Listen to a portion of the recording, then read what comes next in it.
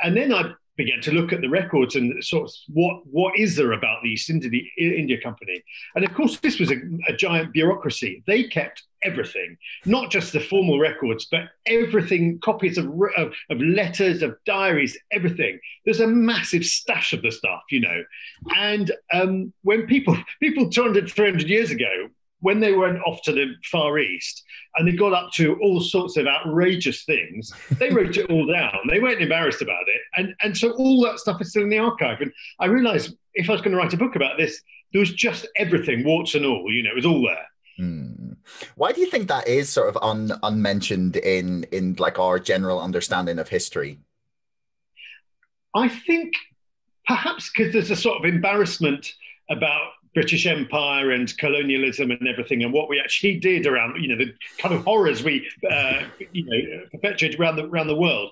So I think that's one reason. You see, you go back to Victorian times, and they were immensely proud of the empire, and they were also immensely proud of the East India Company. And in fact, a lot of the archives and all the source material there is, it was all kind of indexed by sort of these stuffy old Victorian professors who loved the story of the East India Company. But then, you know, post Second World War and everything, all slightly embarrassed about our heritage around the world, and it got shunted under the carpet, and no one really has talked about it until recently.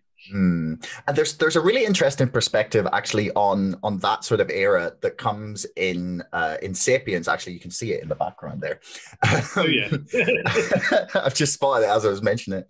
And the basic theory or the basic idea that he puts forward is that there was something about that era and that sort of culture, society in Britain and in some of the European countries that like inspired that exploration.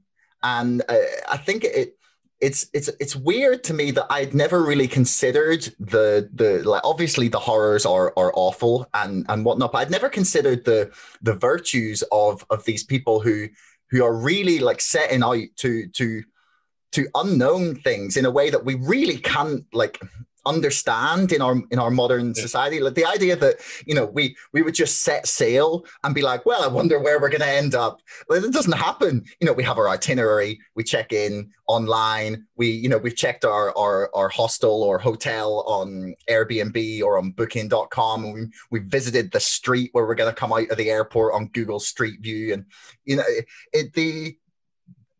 is that part of what fascinates you about that era, is the kind of unknown of it?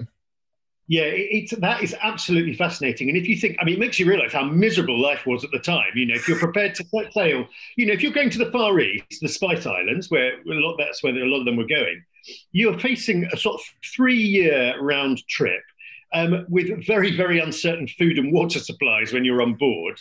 I mean, some of the tales of as they got round into the Indian Ocean, you know, the barrels of water and beer that they were so alive with sort of flora and fauna that they had to clench their teeth when they drank to sieve out all the kind of bits and animals and God knows what. So, you know, these were pretty awful voyages. There was scurvy, there was dysentery, God knows what, you know, and only about a third of the crew actually made it back home again. So it was an extraordinary sort of risk that they were taking. And yeah, so it makes you realize how grim life was here. But also, yeah, just people were willing to take a gamble on sailing halfway around the world in a very dubious ship, you know.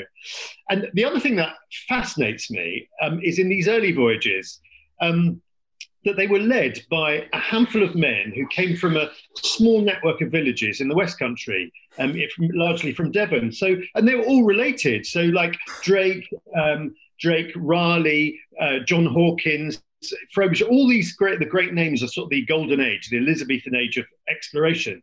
They're all like cousins, you know. And it seems extraordinary to me that the world was discovered by essentially one extended family. Do you think that was something like in the family culture that like made them all explorers, or do you think it was, I don't know, like sibling or like family rivalry? Be like, well, he's discovered X, Y, and Z. You know, I could do that too. I don't know. I mean, they set sail.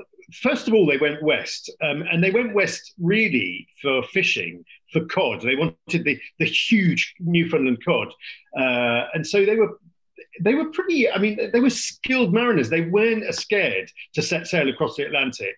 And then, of course, once they discovered that there was a continent there, we all know the rest of the story.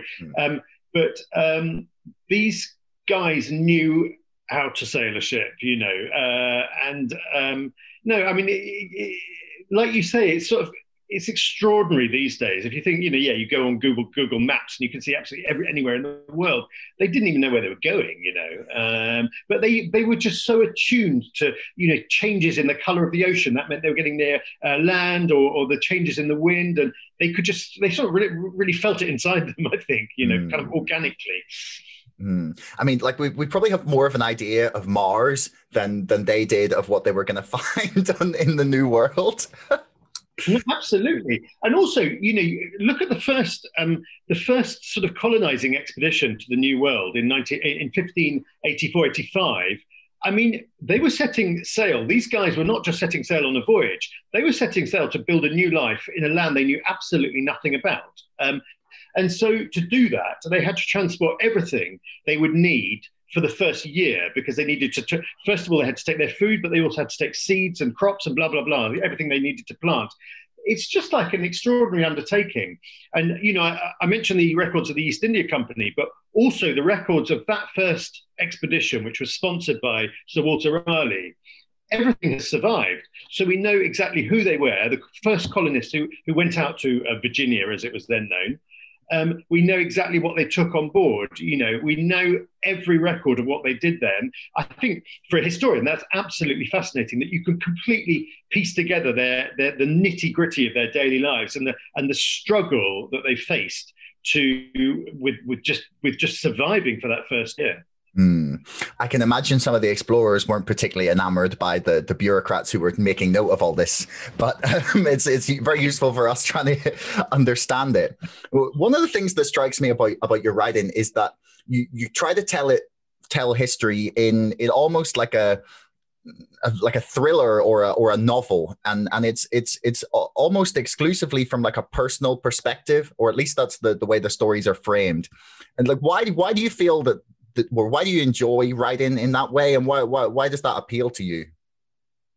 Yeah, I mean, someone once said about books about ordinary people caught up in extraordinary events, and that's in a way what it is. I like to tell the sort of untold stories from history that people won't know about, and perhaps people can identify with the characters, because they are often, from fairly ordinary backgrounds, and yet, and often through no fault of their own, they find themselves caught up in a totally extraordinary chapter of history. And I really like the idea of going from the personal story to open up a big story from history. And so, I mean, one example of that is I wrote the story of a cabin boy called Thomas Pellow, who was captured by the Barbary Corsairs, Barbary pirates, in 1716. And he was then taken to Morocco and he was sold into slavery and spent 32 years as a slave in Morocco. And now this, again, you're talking earlier about what you were, where and when taught at school. I was never taught about white slavery at school, that there were 1 million Europeans were sold into slavery in North Africa during the period from about 1600 to about 1800. And so to tell that story, I wanted to, tell it through a person. So I chose Thomas Pellow, partly because there are very good records of what happened to him. And really then from his personal story, open up this period or this kind of great event in history, which is not known and not talked about. Thanks so much for listening. If you enjoyed the show, please subscribe, follow me on Twitter, or sign up to our mailing list. Thanks a lot to our sponsor, ExpressVPN, the #1 most trusted VPN. Get lightning fast connectivity with servers in 160 locations across 94 countries. Keep your browsing privacy safe with ExpressVPN and get a 35% discount on 12 months of ExpressVPN when you follow the link in the description below. Don't forget my book is now out and available to order on Amazon and on bookshop.org. That's Brexit, the Establishment Civil War. And most importantly, thanks for listening. We'll see you next time.